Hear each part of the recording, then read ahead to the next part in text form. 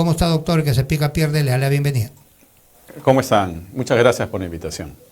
Bien, doctor, pasadas las elecciones del 12 de abril, sucedieron una serie de hechos que verdaderamente mortificaron a la población, un poco que los partidos políticos no estaban de acuerdo, los dos partidos políticos que verdaderamente a un inicio Roberto Sánchez salió a las pocas horas de haber concluido las elecciones el 12 de abril, a señalar puede que había fraude en estas elecciones, pero hoy día se queda calladito y el que está reclamando es López Aliaga.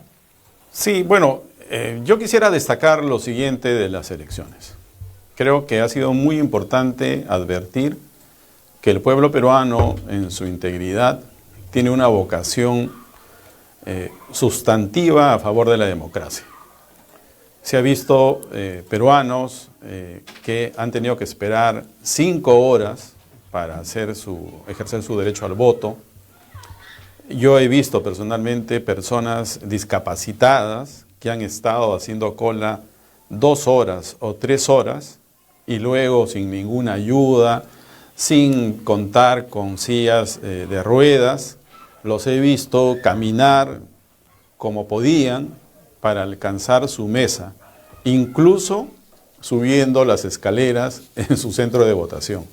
O sea, aparentemente el sistema electoral ha estado casi ausente o restringido a lo mínimo en la realización de estas elecciones. Sin embargo, el pueblo tiene una vocación democrática definida y eso creo que es lo más importante de todo. Es verdad que yo también encuentro que el pueblo no tiene una formación política, en los colegios no se dan formación política, seguramente por temor a la época del terrorismo, donde parte del magisterio apoyó indirecta o directamente a los grupos terroristas, ¿no? Incluso yo he tenido ocasión de analizar demandas de inconstitucionalidad presentadas por gremios de profesores a favor o en contra de las leyes que sancionaban a profesores que tenían antecedentes por delitos de terrorismo o por delitos graves. Entonces, eso aparentemente limita la obligación del Estado de educar a la población también en temas políticos, que eso es importante que se haga. En otros países, los alumnos de secundaria reciben instrucción política, incluso se habla de los propios partidos políticos, no hay temor de hablar de ellos, de sus propuestas, de sus tendencias, de su ideología, y eso es necesario también en nuestra realidad. Y también es fundamental que se enseñe a los alumnos a ejercer su derecho al voto. O sea, no solamente se trata de ir a votar, sino también lo que sucede es que en el Perú nos hemos restringido a algunos modelos de votación, pero en el mundo hay muchos modelos de votación. No solamente hay el voto preferencial, la segunda vuelta. Y yo, por ejemplo, me declaro partidario del voto múltiple, que evitaría una segunda vuelta, pero que en cierta medida es complicado ejercer un voto múltiple. Eso requiere formación política del ciudadano. Entonces, eso es lo que falta. Pero lo que yo quiero resaltar, en todo caso, es la participación política, ese sentimiento pro democracia, pese a que nuestro sistema político está completamente deslegitimado, ¿no? Y por otro lado, doctor, ¿cuál sería su análisis con respecto a estas pasadas elecciones del 12 de abril? Bueno, yo creo que las elecciones en principio ya están definidas. Ya están definidas porque el jurado ya tomó una decisión. El jurado, al disponer la realización de elecciones de las mesas que no se habían instalado el día 13, ya tomó una posición y ya zanjó, digamos, el asunto, y va a ser muy difícil que esa decisión se modifique. Yo creo que ha habido claros indicios de infracción penal. de omisión de funciones que están directamente relacionadas con el derecho de sufragio y con las elecciones. Pero correspondía al jurado, algo que yo advierto que no ha hecho, correspondía al jurado evaluar si esas conductas generaban o lograban generar un fraude electoral. Pero que ha habido una conducta delictiva, omisiva, clara de parte de la OMPE y también del jurado, pero de la OMPE está más relacionada con el tema electoral y con el sufragio, yo creo que es claro, es evidente. Que los organismos internacionales o que los veedores internacionales no lo vean, bueno, no siempre han visto las cosas en profundidad los observadores internacionales. Y ya se hizo lo mismo en las elecciones de 2021.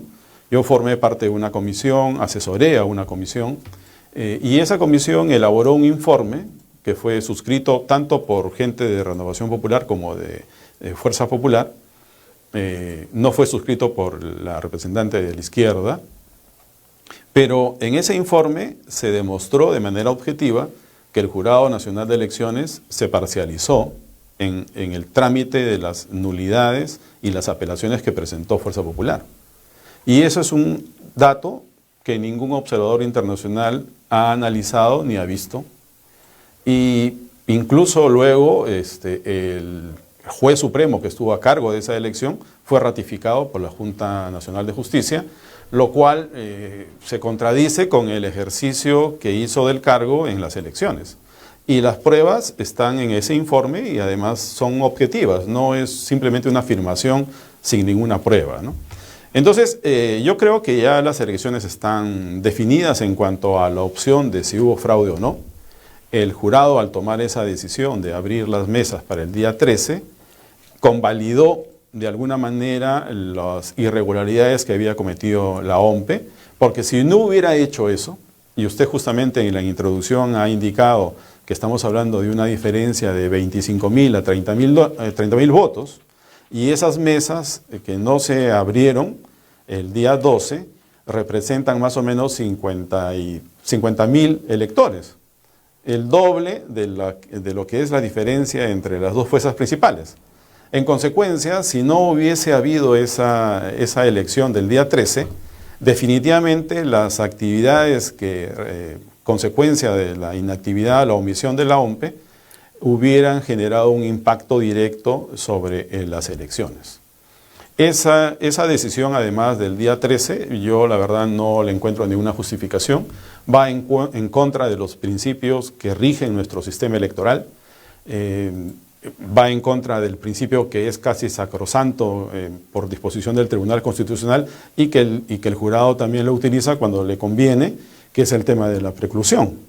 ¿Cómo es posible, si la elección había terminado, estaba programada para el día 12, cómo es posible que haya una elección el día 13?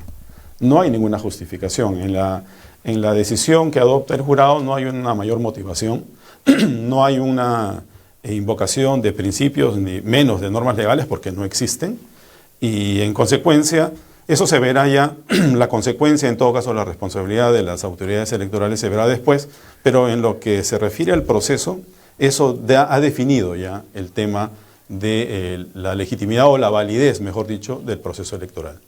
¿Qué es lo que se está reclamando por parte de Renovación Popular? Ahora último han variado su objetivo. Están discutiendo las actas de Código 9000. Muy bien. Fíjense, en el Congreso quien impulsó el tema de guardar las cédulas de votación fue Renovación Popular justamente. Ellos, junto con los exmilitares, presentaron proyectos para que haya un recuento de votos. Y para el recuento era necesario conservar las cédulas de votación. ¿Eso qué significa? Que en este momento tenemos las mesas y las cédulas de votación. Si ahora se discute la serie 9000, que la verdad yo no le encuentro ningún sentido en la discusión, pero bueno, digamos que aceptamos la discusión. El jurado, a diferencia de lo que ha sucedido en las elecciones de 2021, donde el jurado se cerró y no quiso entender ninguna razón, no quiso procesar ningún reclamo, Eso debería cambiarlo, debería tener cierta apertura. Y entonces, ¿qué reclaman la gente de Renovación Popular actualmente? La serie 9000. Entonces, ¿qué deben hacer con la serie de 9000? Pues deberían abrirla. Pueden hacer un muestreo estadístico, pueden ponerse de acuerdo y hacer un muestreo estadístico y abrir las mesas para verificar tanto las actas como las cédulas de votación que se tienen. Y se hace una comparación también con la relación de electores, de votantes de esa mesa. Y entonces se despejan las dudas. Yo no tengo ninguna duda, por si acaso. La serie 9000 es completamente lógica y racional. No tiene nada que ver que se haya creado para los centros poblados o las municipalidades. Son cosas que no tienen ninguna justificación ni razón. Entonces, yo creo que por la primera vuelta, lo que debería hacer el jurado es abrir las mesas de los centros poblados.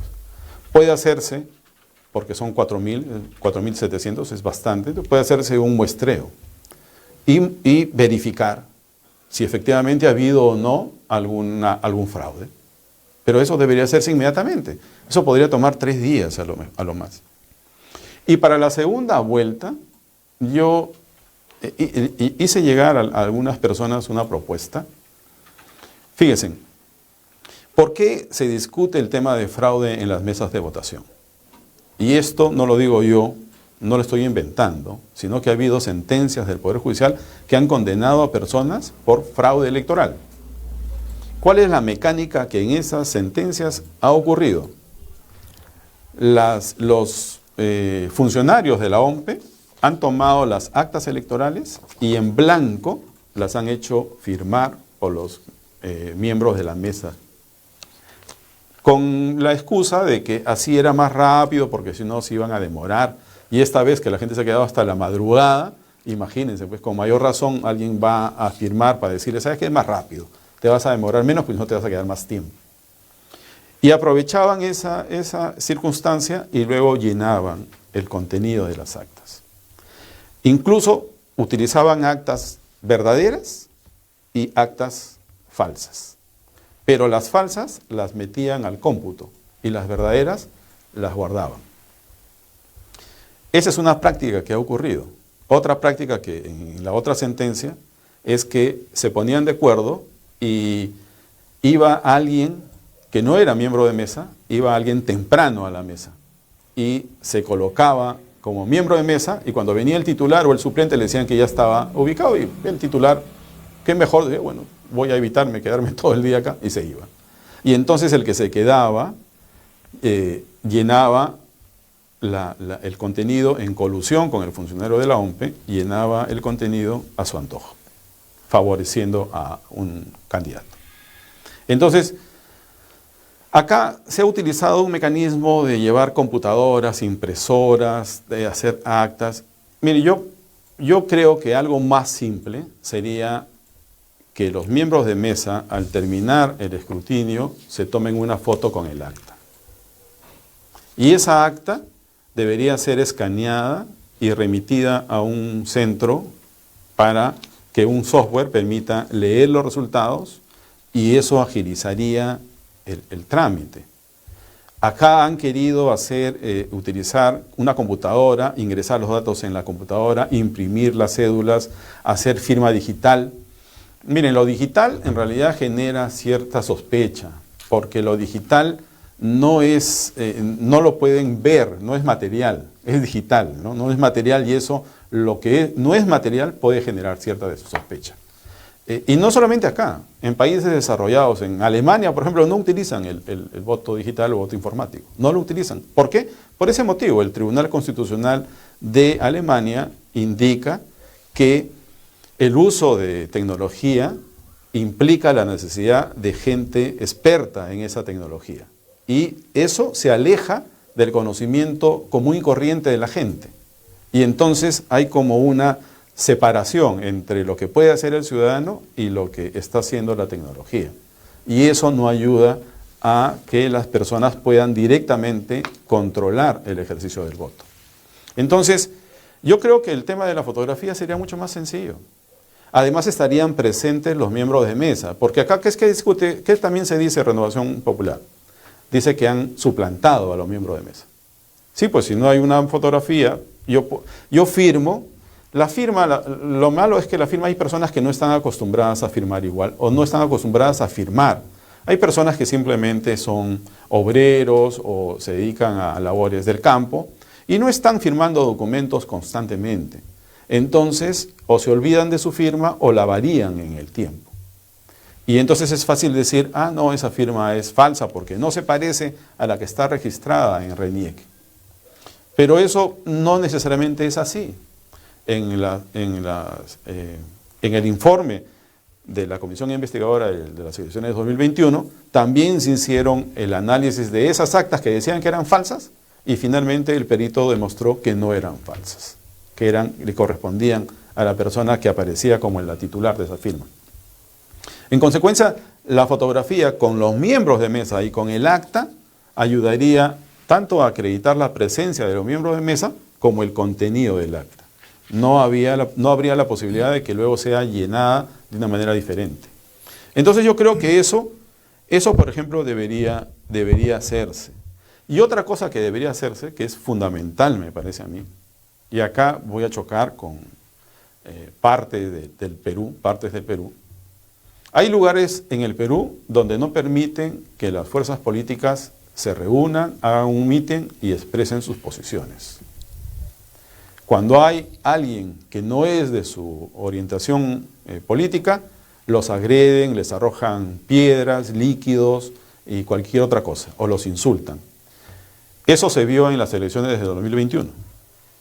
Ahora también se ha visto en algunos momentos, pero no se ha visto más porque simplemente los candidatos no van a esos lugares. Eso es inadmisible en una democracia. No puede suceder que candidatos puedan ser agredidos y sean impedidos de ejercer su derecho a expresarse. Eso debería ser fiscalizado por el Jurado Nacional de Elecciones e incluso ahí es una sanción bien dura y grave. Esas elecciones deberían ser nulas porque el ejercicio democrático estaría afectado por una situación de violencia y la violencia es inadmisible en una democracia. Eso también es un tema de formación. La gente tiene que formarse y tiene que saber que es un derecho de una persona expresarse. Puede pensar distinto a esa persona, pero eso no justifica que haya violencia y se le impida o se le insulte o se le agreda porque quiere expresar su posición política. Eso no es admisible. Y esto no lo digo porque estoy a favor de una organización política, por si acaso, porque igual hay en estas elecciones también ha habido, acá en Lima, incluso en Lima Norte me parece, ha habido agresión a un candidato que quiso ir a un mercado a hacer una expresión o una actividad política. Y eso también es inadmisible. Así que yo no estoy a favor de ninguna organización política. Yo no tengo una afiliación partidaria, no me interesa, nunca lo he tenido y no lo voy a tener, creo yo. Así que, pero sí me parece que es fundamental que el jurado ponga límite a eso que se está haciendo una costumbre, que cuando alguien de diferente orientación política quiere ir a expresarse, es agredido y no pasa nada. Una elección donde una parte no puede expresarse por agresión de la otra, por el uso de la violencia, tiene un resultado. Esa elección es nula. Y la nulidad no solamente tiene que ser, la violencia no solamente tiene que ocurrir en el momento del voto, puede ocurrir durante el proceso electoral. Y entonces eso también debe ser analizado y debe ser resuelto por el jurado. Muchas gracias, doctor, por su visita y estaremos en contacto para continuar con este tema electoral de segunda vuelta.